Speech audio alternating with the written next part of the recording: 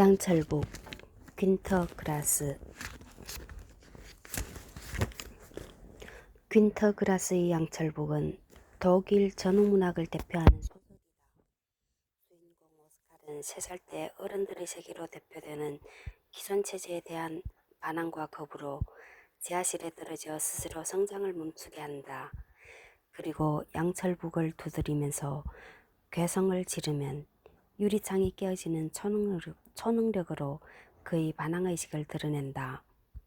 그 뒤 나치스 독재 정권의 지배, 2차 세계대전의 발발로 여러 직업을 거치면서 떠돌아다니다가 독일의 패배와 아버지의 죽음을 계기로 다시 성장을 시작하며 새로운 생활을 시작한다.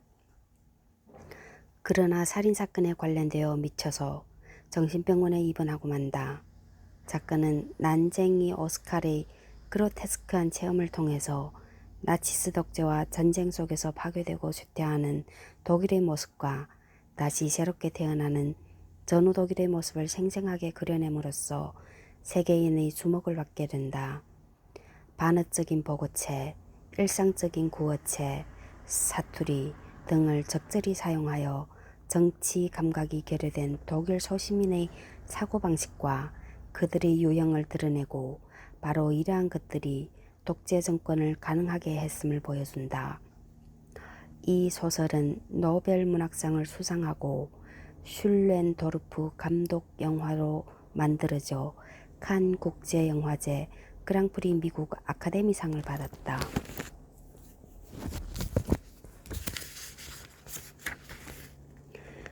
대서양 요새에서 혹은 벙커는 콘크리트를 버릴 수 없다. 573페이지. 이른 불을 온종일 끄트리지 않는 일은 어렵지 않았다. 해변에는 2걸음 정도의 간격으로 파도에 밀려온 잿목이 새털처럼 말라 꽂혀서 변덕스러운 그림자를 던지고 있었기 때문이다. 랑케스가 빈 별장에서 뜨돈 발코니 철제 격자 일부를 나는 활활 타는 숯불 위에 걸쳐 놓았다. 올리브유를 물고 귀에 바른 뒤 그것을 똑같이 기름칠한 뜨거운 석쇠 위에 올려놓았다. 나는 지글거리고 있는 대구 위에 레몬을 짜서 뿌리고 천천히 알맞게 굽기 시작했다.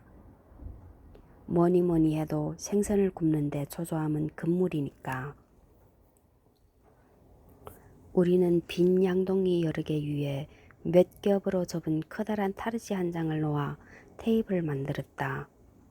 우리는 포크와 양철 접시를 가지고 갔었다. 랑케스는 마치 굶주린 갈매기처럼 허기진 모양새로 천천히 구워지고 있는 생선 주위를 돌기 시작했으므로 나는 그의 기분을 돌리기 위해 벙커 속에서 내 북을 가지고 나왔다. 나는 북을 모래 위에 눕혀놓고 부서지는 파도 소리와 밀려오는 조수를 해방시키듯 바람에 대항하여 끊임없이 변주하면서 계속 두들겼다. 돌이켜보면 베브라의 위문극단이 이 콘크리트를 견학했던 적이 있다. 카슈바이에서 노르망디로 가는 길이었다. 펠릭스와 키티 두 고개사는 이 벙커 위에서 몸이 서로 엉겼다가는 떨어지고 바람에 맞서 마치 지금 오스카가 바람에 맞서 북을 치고 있듯이 시를 낭독했다. 그 후렴은 전쟁이 한창일 때 즐거운 시대가 다가옴을 알리는 것이었다. 그리고 금요일에는 생선에 달걀 부침, 우리는 비더마이어를 향해 간다. 작센 사투리로 키티가 이렇게 낭독했다. 그리고 페브라, 나의 현명한 페브라. 선전반의 대위인 페브라는 고개를 끄덕거렸다. 그리고 로스피타, 지중해에서 온 나의 라구나는 소풍 바구니를 집어들고 도라 7호 콘크리트 위에 식탁을 준비했다. 랑케스 상병도 흰 빵과 초콜릿을 먹고 베브라 대위에 담배를 피웠다. 이봐 오스카. 화가 랑케스가 내 몽상을 깨뜨렸다. 나는 그림을 그리고 싶은데 말이야. 자네가 북을 치는 것 같은 분위기로 말이지. 그러니까 한 대 주지 않겠나? 나는 북치는 것을 멈추고 내 길동무에게 담배 한 개비를 건네주었다. 그리고 고기 상태를 보니 제대로 구워진 듯 했다. 연하고 희고 느슨하게 생선의 눈이 부풀어 올랐다. 대구 껍질은 알맞게 탄 곳도 있었고 갈라 터진 곳도 있었다. 그 위에 마지막 남은 레몬을 천천히 짜서 골고루 떨어뜨렸다. 배고파. 랑켓의 소리가 들렸다. 그는 길고 누른 이를 드러내며 원숭이처럼 두 주먹으로 체크무늬 셔츠 위로 자기 가슴을 두들겼다. 머리로 하겠어? 꼬리로 하겠어?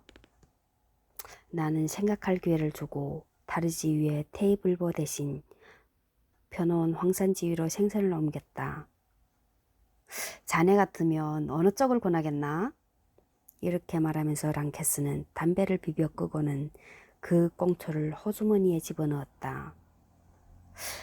친구로서라면 나는 꼬리를 먹으라고 하겠네. 요리사로서라면 단연코 머리를 권하겠어. 하지만 생선광리였던 내 어머니라면 이렇게 말했을 거야. 랑케스 씨, 꼬리를 드세요. 먹어보면 알아요. 반대로 내 아버지 같으면 의사는 언제나 의사 같은 거 관계없어. 랑케스는 나를 믿지 않았다. 홀라츠 박사는 내 아버지에게 언제나 대구라면 머리 말고는 먹어선 안 된다고 충고했어. 그렇다면 나는 꼬리를 하겠어. 속이려고 해봤자 소용없어. 랑케스는 여전히 의심을 풀지 않았다. 그 편이 오스카로서도 다행이지. 머리는 절대로 버릴 수 없으니까. 그렇다면 역시 머리로 하겠어. 자네가 그토록 열심이라면. 정말로 마음이 아프군 랑케스. 난 이제 적당히 끝내고 싶었다. 그럼 머리가 자네 몫이고 나는 꼬리야. 어때? 이걸로 내가 득을 본 거겠지? 응? 오스카는 랑케스가 이득을 보았다는 점을 인정했다. 나는 알고 있었기 때문이다. 그가 나보다 덕을 보았다는 확신을 생선과 함께 이 사이로 씹을 때에야 비로소 생선을 맛있게 먹을 수 있으리란 사실을. 나는 그를 사납고 교활한 개라고 불렀으며 행운아라고 말해주었다. 그러고 나서 우리는 생선구이에 달려들었다. 그는 머리 쪽을 집었고 나는 남은 레몬즙을 꼬리 쪽의 하얗게 흐물흐물해진 살 위에 짜내고는 살 속에서 버터처럼 물렁해진 마늘 쪽을 떼냈다. 랑케스는 이와 이 사이로 생선뼈를 발라내며 나의 대구 꼬리 쪽을 힐끔힐끔 쳐다보면서 말했다. 그쪽 끝도 조금만 맛을 보여주게. 나는 동의했다. 그는 먹어보더니 의아스러운 표정을 지었다. 그래서 오스카가 머리 쪽을 맛본 다음에 역시 그가 좋은 쪽을 가졌다고 다시 인정해주자 겨우 안심했다. 우리는 생선을 먹으면서 보르도산 적포도주를 마셨다. 나는 안타까웠다. 사실은 백포도주를 커피잔에 담고 싶었다. 랑케스는 내 후회를 씻어내기 위해 경험담을 말했다. 상병 시절 이 도라 7화 안에서는 모두가 항상 적포도주만을 마셨다고 한다. 그리고 마침내 적의 침입이 시작되었다. 어이, 이봐. 우리는 저기 이곳으로 쳐들어왔을 때에도 잔뜩 취해 있었어. 코발스키, 세르파하, 꼬마 로이트홀트. 지금 이 친구들은 모두 카브르 저쪽 묘지에 잠들어 있는데 어쨌든 이곳에 저기 쳐들어왔을 때 아무도 전혀 알아차리지 못했던 거야. 저 너머 아로망슈에는 영국군이, 그리고 우리 구역에는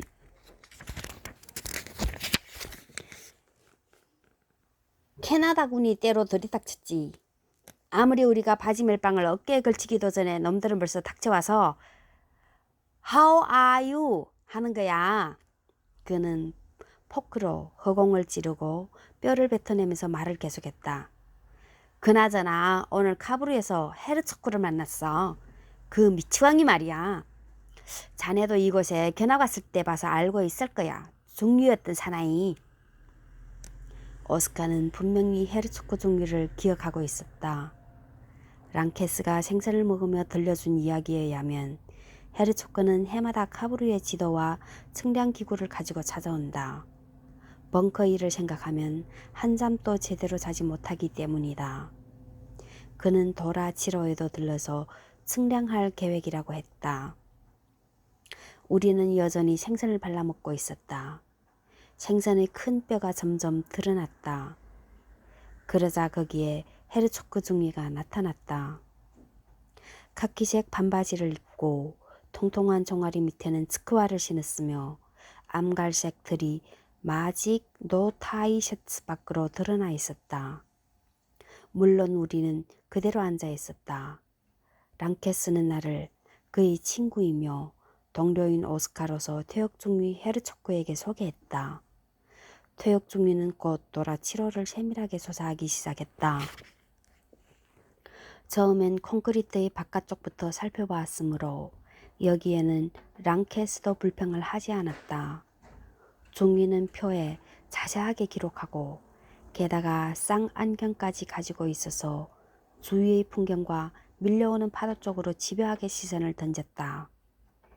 우리 바로 옆에 도라 류카의 총구멍이 있었는데 그는 이것을 마치 마누라에게 어떤 좋은 일을 해줄 때처럼 정답게 어루만졌다. 그가 우리 별장인 도라 7호를 안쪽에서 살피려고 하자 랑케스가 막았다. 이봐요, 헤르초크. 도대체 지금 와서 무엇을 하겠다는 거요? 이 콘크리트 주위를 어슬렁거리고 다니다니. 그때에는 그것도 현실적인 일이었겠지만 이제는 이미 다 지난 일입니다. 지난 일이라는 말은 랑케스가 즐겨 쓰는 말이다. 그는 세계를 현실과 과거의 일로 나누곤 했다. 그러나 퇴역 중위의 생각은 달랐다. 지나가버린 일이란 없다. 결제는 아직 끝나지 않았다.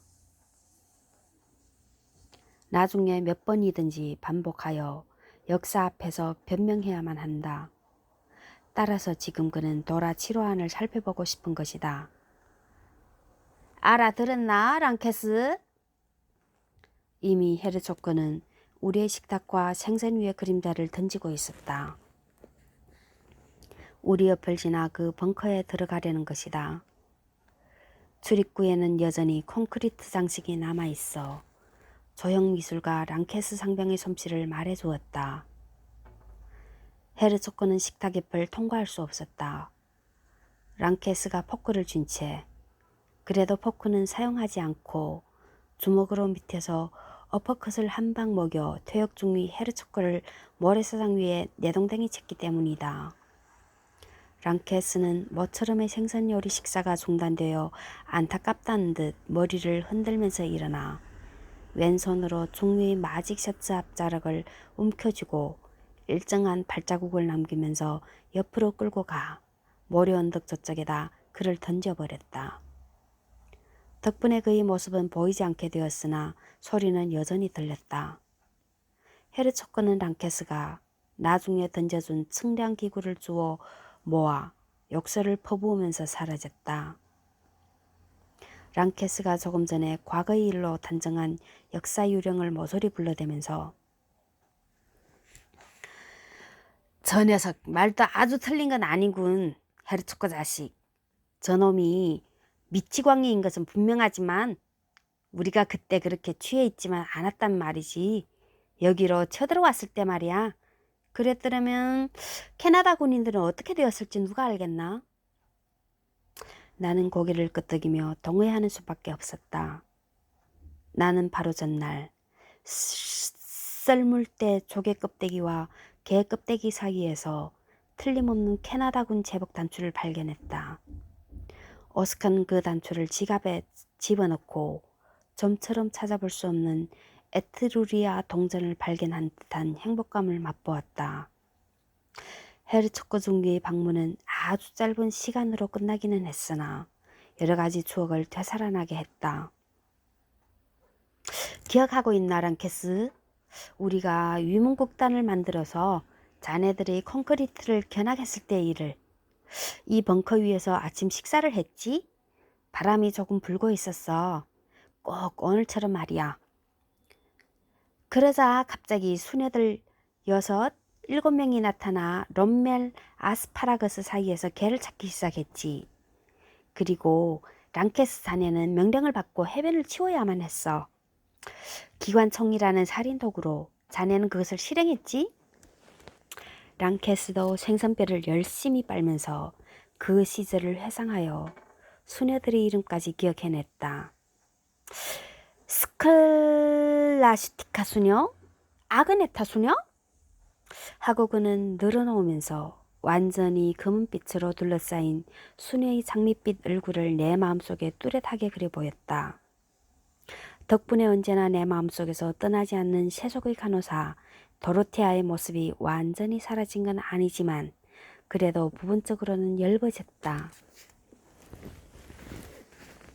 이 경향은 더욱 강해졌다. 그로부터 몇 분도 지나지 않아 나는 별로 놀라지 않았으며 기적이라고 생각하지도 않았다. 카브르 쪽에서 젊은 수녀 한 사람이 모래 언덕 위를 바람에 날려 뛰어왔다. 장밋빛 얼굴이 온통 검은빛으로 둘러싸여 있었으므로 잘못 볼 리는 없었다. 그녀는 종련 신사들이 들고 다니는 검은 우산을 펴서 태양을 가리고 있었다. 이마에는 너무 짙어서 보기 흉한 녹색 셀룰로이드 차영이 아치를 이루어 마치 할리우드의 인기 있는 영화 감독처럼 보였다. 저기 모래 언덕 쪽에서 그녀를 부르는 소리가 들렸다. 그녀 말고도 많은 수녀들이 와 있는 모양이었다. 아그네타 수녀! 하고 부르는 소리가 들렸다. 그리고 또 들렸다. 아그네타 수녀! 도대체 어디 있어요? 그러자 젊은 수녀 아그네타는 점점 뼈를 드러내고 있는 우리의 대구 위쪽에서 대답했다. 여기에요! 스콜라스티카 수녀님! 여기는 바람이 없어요! 랑케스는 씩 웃더니 만족스러운 듯이 이리 같은 머리를 끄덕거렸다. 마치 자기가 이 가톨릭 행진을 불러들인 것처럼. 그리고 이 세상을 치고 자기 예상에서 벗어나는 일은 하나도 없다는 뜻이. 젊은 수녀는 우리를 알아차리고 벙커 왼쪽 옆에 섰다. 둥근 콧구멍이 2개 뚫린 장밋빛 얼굴이었다. 약간 튀어나왔지만 고른이와 이 사이에서 오! 하는 소리가 났다. 랑케스는 상체는 움직이지 않고 고개와 머리만 돌려 말했다. 수녀님 산책하시나요? 곧바로 대답이 되돌아왔다. 우리는 해마다 한 번씩 바다에 옵니다. 그렇지만 나는 바다를 처음 봐요. 정말 크네요. 여기에는 예를 달 수가 없었다. 오늘까지 바다를 묘사하는 여러 가지 말을 들었으나 적절하다고 생각되는 것은 이 표현뿐이었다. 랑케스는 친절을 베풀어 내 목소리 고기에서 일부를 떼어 권했다. 생선 좀 드시지 않겠어요, 수녀님? 아직 뜨뜻합니다. 그의 유창한 프랑스 말에 나는 깜짝 놀랐다. 그리고 오스카도 똑같이 그 외국어를 실험해 보았다. 사양하실 것 없어요, 수녀님? 오늘은 금요일이니까 말이에요. 그러나 이 암시도 그녀를 구속하는 엄격한 규율에는 힘을 쓰지 못했다. 그래서 수녀복에 교묘하게 몸을 감춘 이 소녀를 설득하여 우리의 식사에 참가시킬 수는 없었다.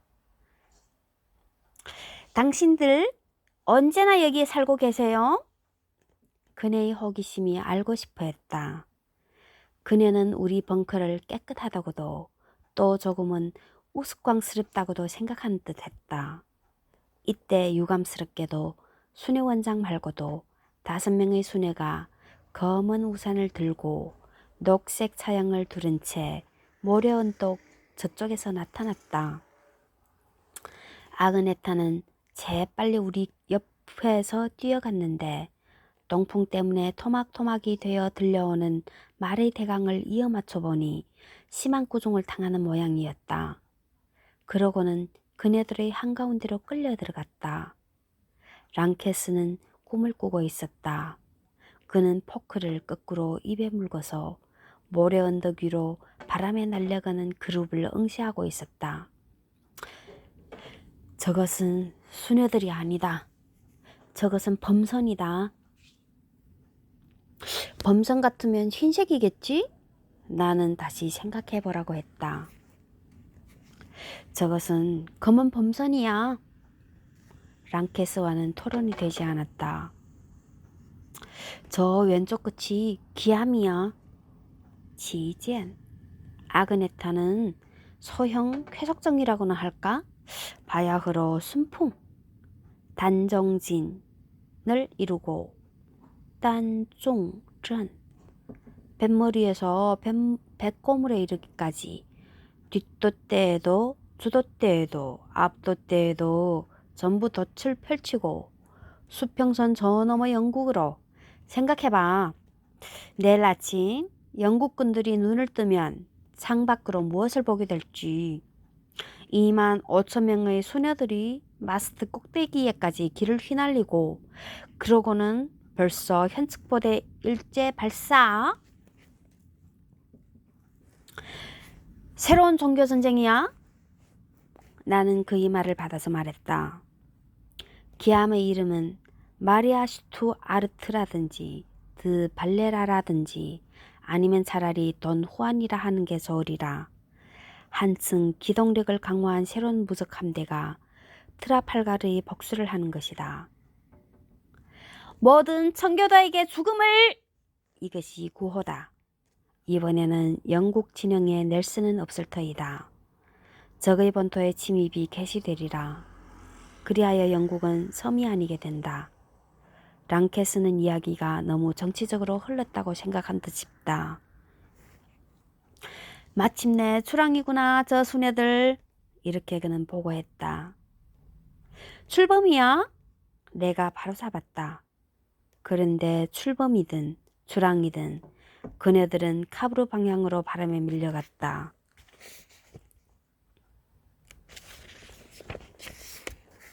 자신과 태양 사이에 우산을 받쳐든 채 한 사람만이 조금 뒤떨어져서 2-3걸음 걷다가는 허리를 굽혀 뭔가를 줍기도 하고 버리기도 하고 있었다. 그 뒤떨어진 배 한 척은 화면에서 사라지고 싶지 않기 때문에 천천히 바람을 향해서 지그재그 코스를 따라 무대의 배경인 불타서 무너진 해변 호텔 쪽으로 겨우겨우 가까이 왔다. 저것은 닻을 잘못 던졌거나 키가 고장난 모양이군. 랑케스는 여전히 선원의 말을 고집했다. 이봐, 저것은 소형 쾌속정 아그네타가 아닌가? 소형 쾌속정인지 프리깃함인지 모르지만 조개 급대기를 줍기도 하고 던지기도 하면서 다가온 것은 분명히 수녀인 아그네타였다. 도대체 뭘 줍고 있나요, 수녀님? 랑케스의 눈에 이상은 없었다.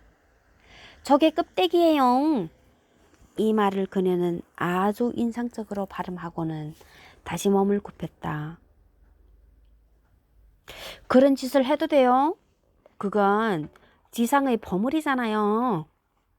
나는 아그네타 수녀의 편을 들었다. 그건 아니지, 랑케스. 조개 껍데기 따위가 지상의 보물일 리 있나? 그렇다면 해변의 보물이라고 해도 좋아.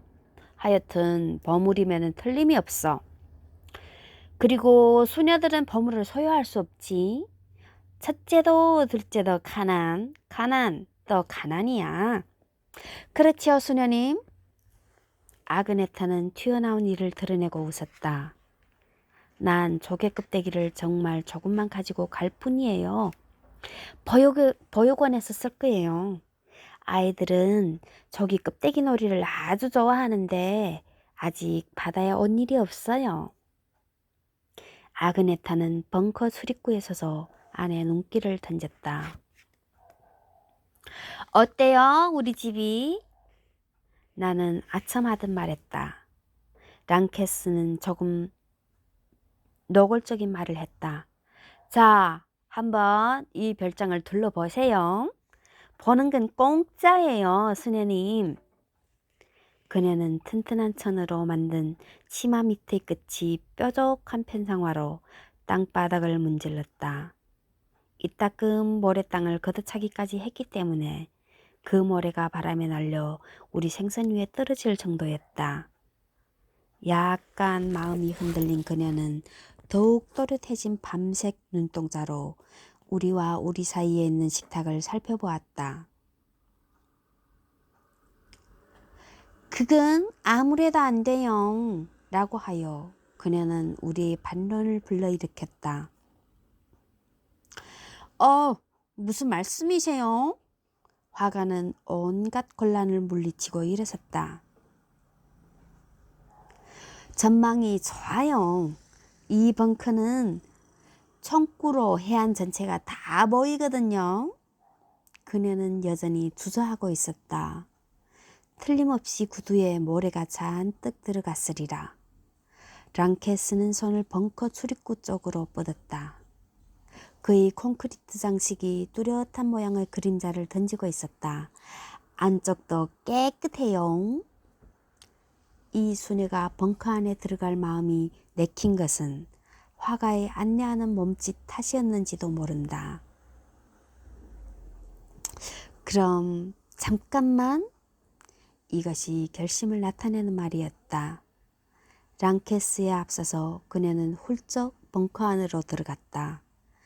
랑케스는 두 손을 바지에 닦고 화가의 전형적인 행위이다. 그리고 사라지기 전에 내게 다짐을 했다. 내 생선 먹으면 안 돼. 하지만 오스카는 이제 생선에 실증이 났다. 나는 식탁을 떠나서 모래를 날라오는 바람과 늙은 거인 같은 조수, 저수의 엄청난 포효 소리에 몸을 맡겼다. 나는 발로 북을 끌어당겨 북을 두들기면서 이 콘크리트 풍경으로부터, 이 벙커의 세계로부터, 롬멜 아스파라거스라는 이름의 이 야채로부터 도망칠 길을 찾기 시작했다. 맨 처음 이것은 그다지 성공을 거두지 못했으나 나는 사랑으로서 도망을 시도했다. 예전에 나 또한 한 사람의 자매님, 그리스도교에서 여자 겨울을 이르는 말, 한 사람의 자매님을 사랑한 적이 있다. 단 순애가 아닌 간호사였다. 차이들레의 집 우윳빛 유리문 너머에 그네가 살고 있었다. 그녀는 매우 아름다웠다. 그렇지만 나는 그녀를 한 번도 본 적이 없다. 야자용단이 있어 그것이 두 사람 사이에 끼어들었다. 차이들레의 복도는 너무나 어두웠다. 그래서 나는 도르테아 간호사의 육체보다도 야자용단을 더 확실히 느끼는 형편이 되었다. 이 주제는 금방 야자용단 위에서 숨이 끊어져 버렸기 때문에 이번에는 더욱 거슬러 올라가서 마리아에 대한 내 사랑을 리듬에 실어 급속하게 뻗어나는 덩굴 식물처럼 콘크리트 위에 마구 퍼뜨리려고 했다. 그런데 또다시 도르테아 간호사가 마리아에 대한 나의 사랑을 방해하고 가로막았다. 바다에서 석탄산 냄새가 흘러왔다. 갈매기가 간호복 차림으로 손을 흔들었다. 태양은 내 눈에 적십자 브로치가 되어 빛나고 있었다. 오스카는 북치는 것을 방해당했을 때 사실은 기뻤다. 수녀 원장 스콜라슈티카가 수녀들 5명과 되돌아온 것이다. 그녀들은 지쳤는지 우산을 툭 기울이고 있었다. 당신 젊은 수녀를 보지 못했나요? 우리 수녀원의 예비 수녀인데요. 그 아이는 아직 정말로 어린애예요. 바다를 보는 게 처음이지요. 틀림없이 길을 잃어버렸을 거예요. 도대체 어디에 있나? 아그네타 수녀? 내게 남은 길은 오직 하나였다. 이 선대의 덫에 이번에는 순풍을 주어 오른 강어귀 아로망슈 방향으로 예전에 영국 사람들이 바다를 메워 만든 항구 포트 윈스턴 방향으로 향하게 하는 수밖에 없었다. 이만한 사람 수를 한꺼번에 우리 벙커에 받아들일 순 없었으리라. 물론 순간적으로 이 방문을 화가 랑케스에게 알려주고 싶은 생각도 들었지만 그 뒤에 곧 우정과 불만과 심술이 한테 뭉쳐서 나로 하여금 엄지손가락으로 오른강 어귀 쪽을 가리키게 했다. 수녀들은 내 엄지손가락의 지시에 따라 모래 언덕 위에서 바람에 밀려 점점 작아져가는 6개의 흙점으로 변했다. 그리고 아그네타 수녀! 아그네타 수녀!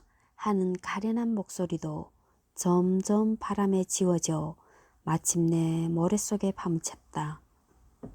랑케스가 먼저 벙커에서 나왔다.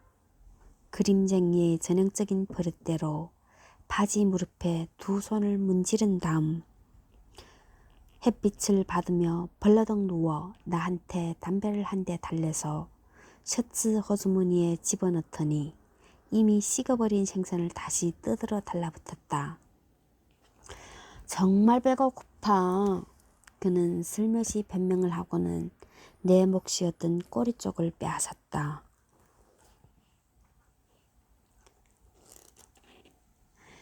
그녀는 지금쯤 분명히 불행해졌겠군. 나는 랑케스를 비난하면서 불행이란 말의 맛을 즐겼다. 왜? 그녀가 불행해질 이유는 하나도 없어. 랑케스는 그의 교제 방법이 때로는 사람을 불행하게 만든다는 생각을 전혀 하지 못한 듯 했다. 도대체 그녀는 지금 뭘 하고 있나? 이렇게 내가 물었는데 실은 좀 더 다른 것을 물을 생각이었다.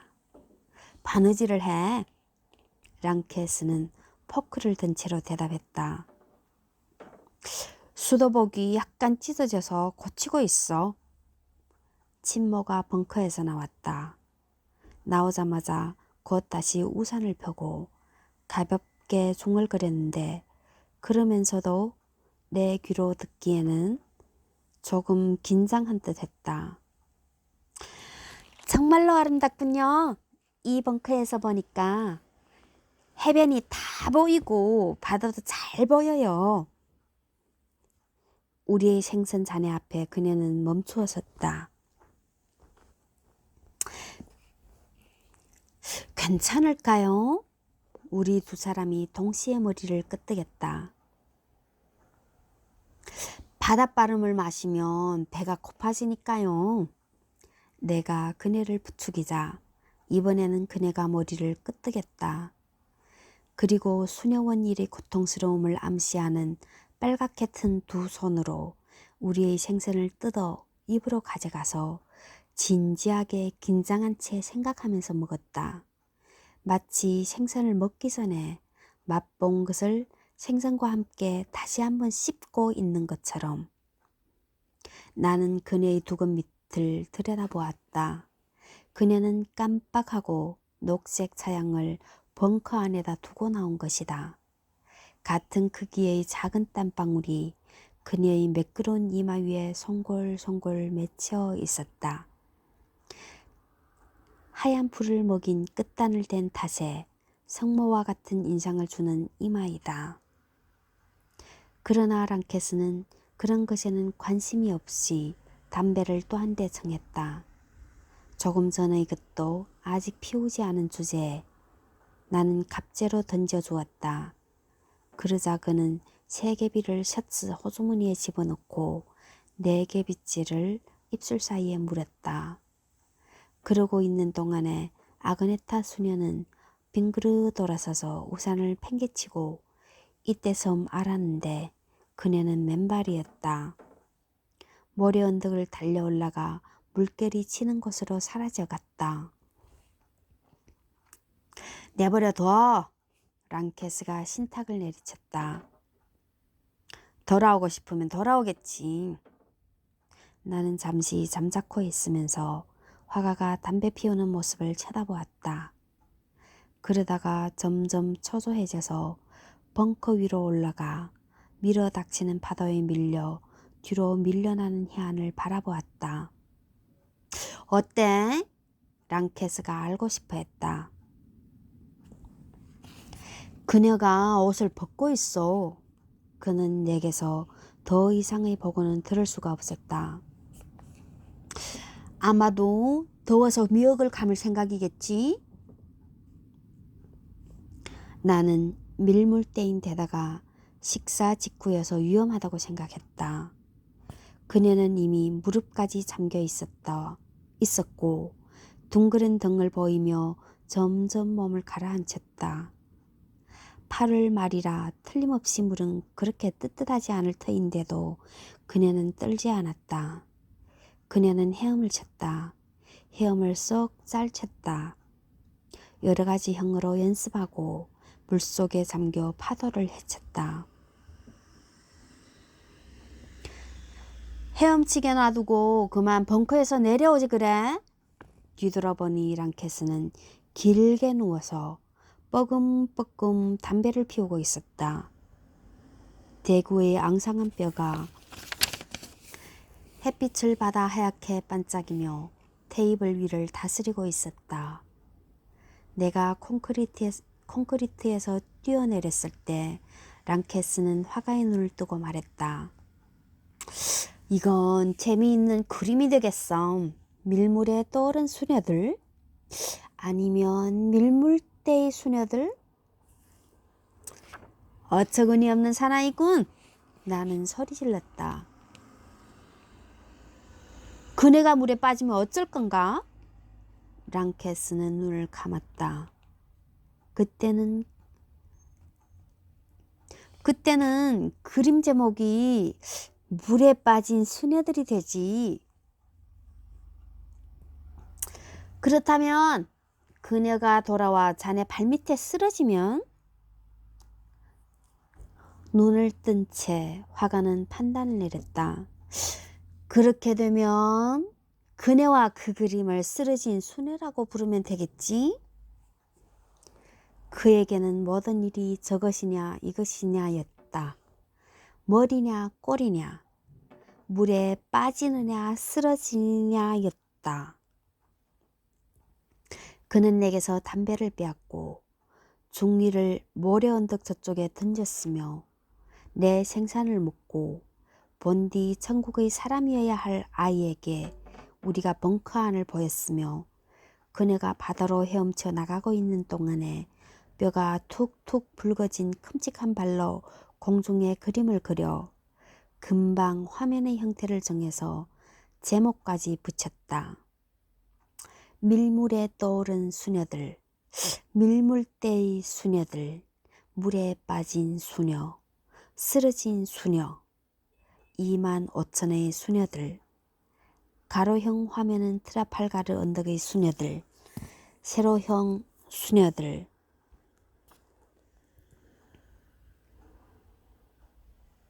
넬슨경을 무찌르다. 앞바람을 안고 있는 수녀들, 순풍을 타는 수녀들, 바람을 안고 지그재그로 나아가는 수녀들, 검은 물감을 흠뻑 사용하고 얼음을 배경으로 칙칙한 흰 물감과 푸른 물감을 둔 그림은 침공 또는 신비롭고 야만적인 권태, 옛 전쟁 때 그의 콘크리트 예술의 주제이다. 이러한 세로형과 가로형의 그림은 모조리 우리가 라인란트에 돌아온 뒤 화가 랑케스가 그린 것들이다. 수녀 시리즈를 완성해서